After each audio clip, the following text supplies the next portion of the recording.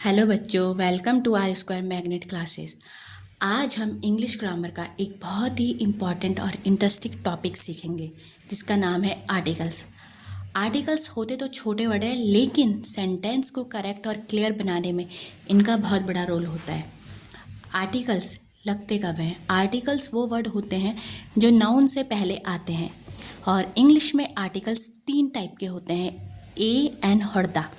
A N को कहते हैं इनडेफिनिट आर्टिकल्स, मतलब कोई भी एक, और द को कहते हैं डेफिनेट आर्टिकल्स, मतलब वही कोई खास, यूनिक या ऑलरेडी नो के बारे में हम बात कर रहे हों।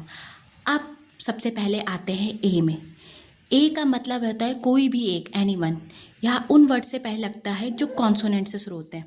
कॉन्सोनेंट्स मतलब बी, सी, डी, एफ, जी, जिनका साउंड इन से स्टार्ट होता है। और अगर आपको अल्फ़ाबेट्स के साउंड्स के बारे में जानना है, मैं किन साउंड्स के बारे में बात कर रही हूँ, तो आपको मेरे फोनिक साउंड की वीडियो देखनी चाहिए, जिस पे मैंने सब अल्फ़ाबेट्स के साउंड के बारे में फुल इन्फॉर्मेशन दे रखी है कि उन्हें कैसे कैसे साउंड करते हैं। आप वहाँ से जाके देख सकते हैं। और टाइम ना वेस्ट करते हुए हम आते हैं एग्जाम्पल पे। तो ए साउंड के एग्जाम्पल क्या होते हैं? जैसे बी का साउंड होता है बा, तो इससे पहले लगता है a. A boy, a pen, a dog, a teacher. कोई पर्टिकुलर टीचर के बारे में बात नहीं कर रहे हैं, ये स्पेशल केस में आपको एन वाले पे बताऊंगी। अब आते हैं हम एन वाले में। इसका मतलब है कोई भी एक, मतलब जैसे ए का है वैसे ही कोई भी एक, लेकिन यह उन वर्ड से पहले लगता है जो वॉवल साउंड्स होते हैं। वॉवल्स ऐसे हमको बचपन में ही बता दिए गए 5 टाइप के होते हैं, 5 होते हैं, ए, ई, आई, ओ, यू। तो से जो शुरू होते हैं उनमें हम एन लगाते हैं। जैसे एन एप्पल, ए का साउंड होता है ए, तो an apple, an egg, an orange, an umbrella. और जैसे ऑनेस्ट, इसमें एच है पर ये एच साइलेंट होता है, तो हमारा साउंड निकलता है ऑनेस्ट, तो इसमें भी एन लगेगा। आर, तो इसमें भी एन लगेगा क्योंकि एच साइलेंट होता है।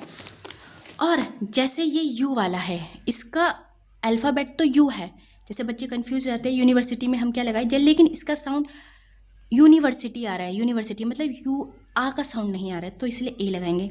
1 रुपीज़ कॉइन, तो इसमें भी ए लगेगा क्योंकि वो ओ का साउंड नहीं आ रहा। ऑन रुपीज़ कॉइन नहीं आ रहा है, 1 रुपीज़ कॉइन वो का साउंड आ रहा है, इसीलिए इसमें भी ए लगेगा। अब आते हैं हम दा साउंड वाले में। अब आते हैं हमारे हीरो पर, जो है दा।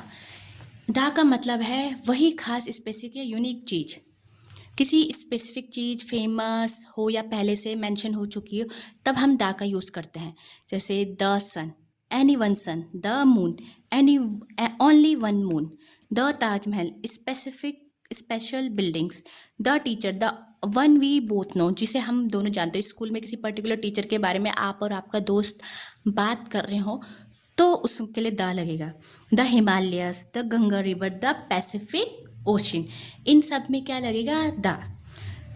अब हम बात करते हैं कुछ इंपॉर्टेंट चीज़ों में। द इज़ नॉट यूज्ड, कहाँ पे द नहीं होगा? Where the is not used, कहाँ पे द यूज्ड नहीं होगा? अब जैसे द कंट्रीज से और सिटीज़ के नाम से पहले नहीं आता है। जैसे कि कुछ एग्जांपल दे देती हूँ जो आपको हेल्प करेंगे। जैसे द इंडिया गलत है। India, Delhi, China, London, France, Tokyo, ये ऑलरेडी यूनिक है, पर इनसे पहले द नहीं आएगा। तो द आएगा किससे पहले? क्योंकि ये सिंगुलर नाउन है, तो इसलिए सिंगुलर में द नहीं आता है। ये सिंगुलर नाउन है, तो इसलिए इन पे द नहीं आएगा। अब द आता है, एक्सेप्शनल केस कौन सा है जिन पे द आएगा?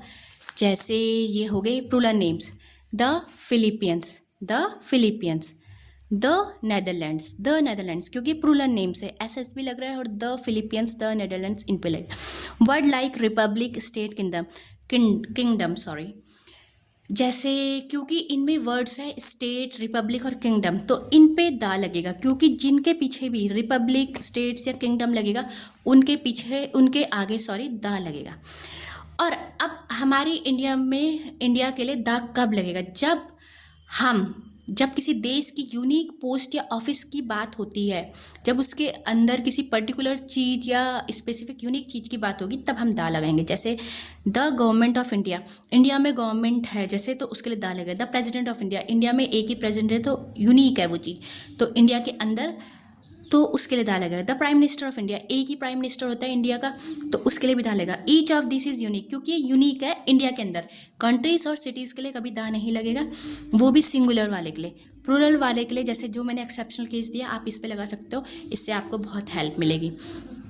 There is only one in the whole country, मतलब इन सब के लिए कंट्री में हमारे देश में ये एक ही हैं, तो इसीलिए इनके लिए दा लगा है। Thank you so much, please subscribe my channel, thank you.